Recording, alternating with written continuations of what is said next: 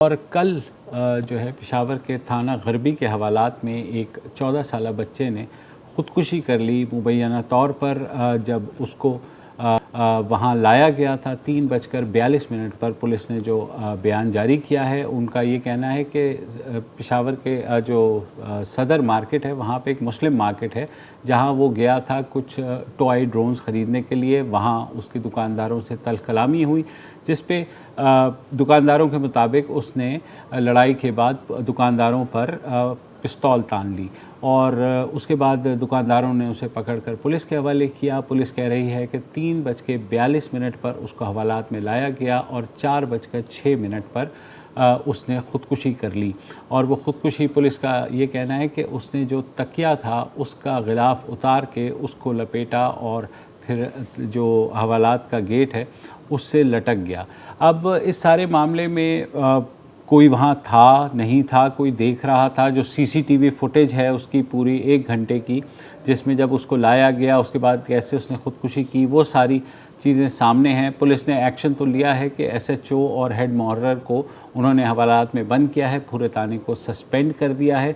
मगर इतने अचंभे की बात है कि एक बच्चा जो कि 14 साल का 7वीं जमात का तालिब इल्म, उसे आप पकड़ के लाए, उससे साहब एक हवालात में रखा और उसके बाद कोई वहाँ उसे देखने वाला नहीं था, जबकि सीसीटीवी बन रही थी। अच्छा, मिस्टीरियस है पूरा मामला इस लिहाज से कि बाप जो ख़याल मोहम्मद लड़के का शाहज़ेब का बाप, उसका ये कहना है कि 2 बजे शाहज़ेब अपनी तस्वीर बनवाने के लिए बाज़ार गया, इसलिए कि उसे स्कूल में ज़रूरत थी।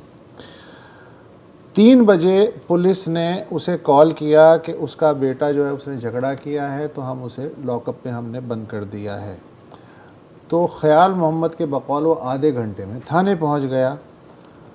3 घंटे तक पुलिस ने बेटे के बारे में ख़याल मोहम्मद को कुछ नहीं बताया, ये बाप का कहना है। फिर पुलिस ने कहा कि तुम्हारे बेटे ने छत से लटक के ख़ुदकुशी कर ली, ठीक है। और उसकी वो चूँकि लॉकअप में आप 2019 में 4 पुलिस कस्टडी में लोग मारे गए थे, तो उसके बाद खैबर पख्तूनख्वा हुकूमत ने लॉकअप में सीसीटीवी लगवा दिया था। और 2 जो सिस्टम है सेहत का और पुलिस का, इस पे वो फ़ख्र भी क्रेडिट भी लेते हैं कि उन्होंने ख़ासी रिफ़ॉर्म की हैं। अच्छा, मान लिया सीसीटीवी के अगर फुटेज पे जाएं कि उस बच्चे ने ख़ुदकुशी कर ली, ठीक है।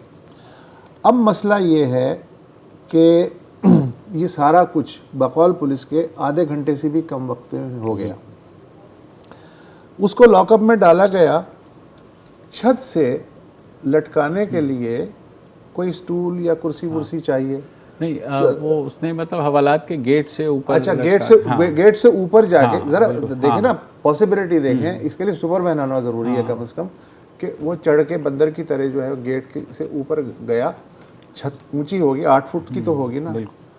वहाँ उसने क्या किया होगा, कैसे फेंका होगा।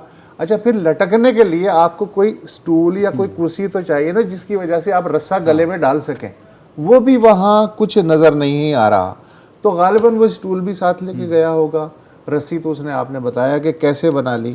अच्छा, मज़े की बात है कि उस लॉकअप में डाल दिया गया, सीसीटीवी चल रहा है और सीसीटीवी कोई ना कोई सिपाही देख रहा होगा। उसकी ड्यूटी होगी कि भाई देख के ये अंदर लॉकअप में क्या हो रहा है। मेरा ख्याल है उस वक्त कोई सीसीटीवी कैमरा भी नहीं देख रहा होगा, वरना पुलिस वाले ज़रूर कुछ करते।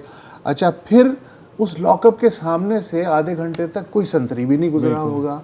संतरी आमतौर पे लॉकअप के बाहर खड़ा होता है, सन्नाटा होगा, नील बटे सन्नाटा होगा। एसएचओ साहब भी नहीं होंगे, दोपहर का वक्त है, ये कोई दोपहर का वक्त है। और सिवाय उस बच्चे के लॉकअप में ऐसा लगता है कि थाने में सिर्फ जिन्नात हैं, कोई सिपाही नहीं है जो उधर से गुजर के देख ले कि भाई अंदर देख ले, एक बच्चा है, अकेला है लॉकअप में, वो कर क्या रहा है। तो यार ये चीज़ जो है वो समझ में नहीं आ रही कि ये कैसे हो सकता है। या तो बच्चे में बड़ी गैर मामूली सलाहियतें थी और 20-25 मिनट में उसने कैसे फ़ैसला कर लिया। अच्छा, फिर ये अचानक पुलिस ने इतना इंतज़ार क्यों किया बकौल उसके बाप के।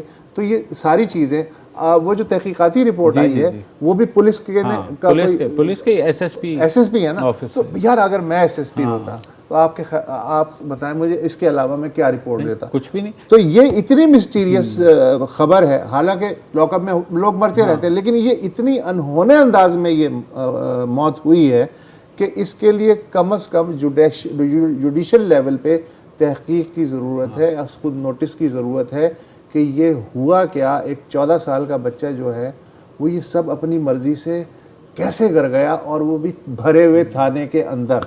उनके जो वालिद हैं ख्याल अकबर, वो दुबई में मजदूरी करते हैं, वो आए हुए थे, तो वो कहने लगे कि मेरा बेटा बहुत लायक स्टूडेंट था, सेकंड आता था, फर्स्ट सेकंड आता था, तो उन्होंने भी इस ताज्जुब का इजहार किया है कि ये हुआ क्या है, और जिस तरह से फिर उनको थाने में रोका गया। अब मैं हैरान सिर्फ ये हूँ कि सीसीटीवी फुटेज सिर्फ थाने में नहीं देखी जाती, ये जो है कनेक्टेड होता है पुलिस कंट्रोल रूम के साथ भी, जहाँ पे कम से कम ये फुटेज देखी जा रही होती है। इसका मतलब है कि ना कंट्रोल रूम से किसी ने देखी, ना थाने के अंदर से किसी ने देखी।